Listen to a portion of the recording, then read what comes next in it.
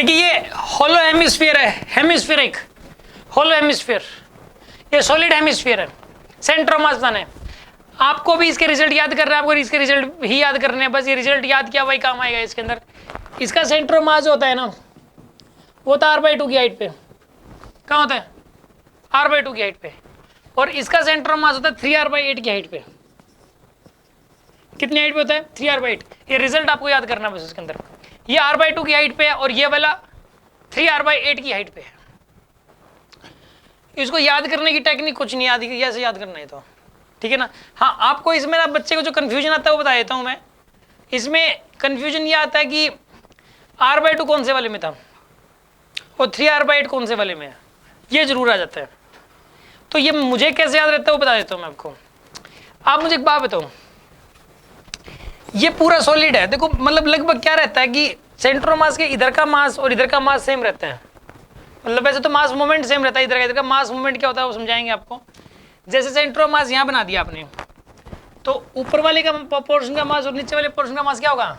Same होगा। इसका centre of mass ठीक बीच में हो ही नहीं सकता।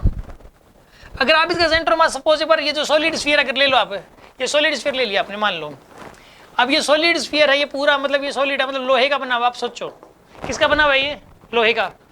और ये पूरी हाइट r यहाँ से लेके यहाँ तक की। अगर यहाँ पे सेंटर ऑफ मास बना दो बिल्कुल, आप एक बात बताओ, नीचे वाला भारी है कि ऊपर वाला भारी है? नीचे वाला भारी है ना। तो नीचे वाला भारी है तो सेंटर ऑफ मास बीच में आ ही नहीं सकता इसका। तो इसका सेंटर ऑफ मास बीच में नहीं आ सकता। क्यों? क्योंकि साफ साफ दिखाई दे रहा है नीचे वाला भारी है। तो जिस तरफ भारी होता है ना उसी तरफ सेंटर ऑफ मास ज्यादा शिफ्ट होता है। जैसे कि मान लो कि एक 2 kg की बॉडी है, यहाँ पे भी अगर 2 kg की हुई ना तो सेंटर ऑफ मास ठीक बीच में आएगा।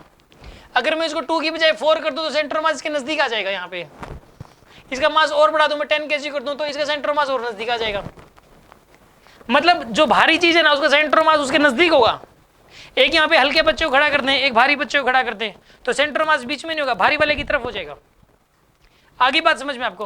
तो यहाँ पे ये वाला पोर्शन जो है ना, इसका आधा पोर्शन ये नीचे वाला हैवी है, ऊपर वाला आधा पोर्शन लाइट है, तो इसलिए इसका सेंटर ऑफ मास नीचे आ जाता है, r/2 पे नहीं रहता, r/2 पे नहीं होता। और इसमें क्या होता है कि ऊपर का मास और नीचे का मास ऑलमोस्ट सेम होता है। वैसे मास मूवमेंट सेम होता है, ठीक है ना, मास से थोड़ा बहुत फर्क आ जाए, लेकिन इसमें तो फर्क कुछ ज्यादा ही लग रहा है।